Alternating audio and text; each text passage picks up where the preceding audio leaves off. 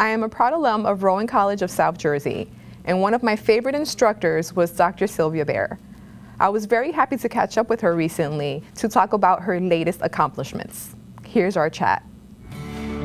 I am pleased to introduce Dr. Sylvia Baer, a professor who teaches English composition and literature courses at our Gloucester campus. Thanks so much for joining us. Thanks for having me.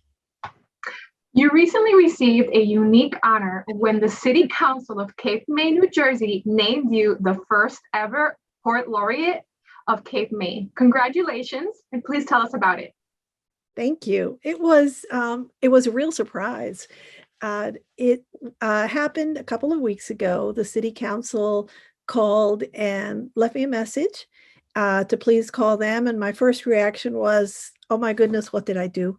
But I called back, and they had decided to come up with something called a Poet Laureate, which a lot of different states have poet laureates, and some cities do. Very few cities do, though. And I think there's only one other in the state of New Jersey.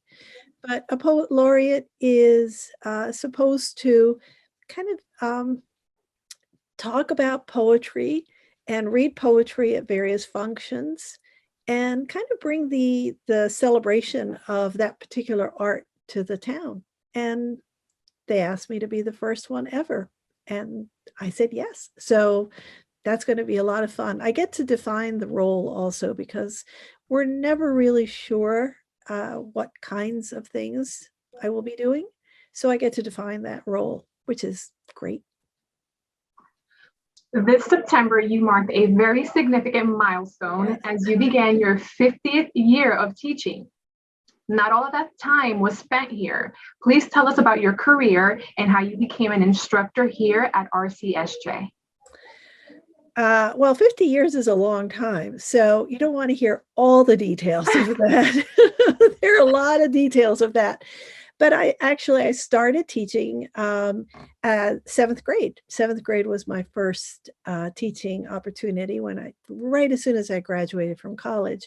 And I loved teaching seventh grade. And I taught seventh grade for about 10 years while I was getting master's degrees and such. And then once I had my master's degrees, I started working at a small college in Maryland, which is where I was living, a small community college part-time. And I was an administrator in a school system for a little bit during that time while I was getting my PhD. And after I got my PhD, I had a couple of small jobs teaching and at the University of Maryland and a couple other places, and then moved here to New Jersey. I was am a mom, and a grandmom, and I had, as we all do, a lot of responsibilities, juggling all of that stuff. So getting a PhD was hard, but it's really been worth it because I get to teach at Rowan, and I'm very grateful for that and very happy with that. So yeah, that's kind of the 50 years in a nutshell kind of response to that question. What I've done during that time teaching, a lot. You have a very creative way of teaching. Please share a few highlights that stand out for you. Well, I've done all kinds of different things. One of my goals in teaching is I don't want students at the end of my course to feel like they never want to read again. I want them to feel like reading really matters, that the material that we study really matters in their lives. And I want them to sort of feel enlightened, smarter, more knowledgeable about the world and themselves. So I keep trying to find interesting ways to make that happen. I've done things with students. One time we made a quilt. I had them in class. I showed them how to do a little bit of stitching, and they wrote out the titles of a favorite book on squares, and then I made a giant quilt out of that. One time I did a scholar's shawl, and that students throughout the semester wrote their favorite quotes from American literature on this big piece of muslin fabric. And at the end, we sort of stitched the edges, and I wore it about, and that was great fun. Also, during my American literature course of major American writers, we study 6 writers very intensely. And what I do is I have them do projects, and sometimes they write things, sometimes they write poems. They have projects that reflect something about the author. I have something right here that just happens to be on my desk because I have a lot of these different pieces. This is one of my students made a statue of Emily Dickinson.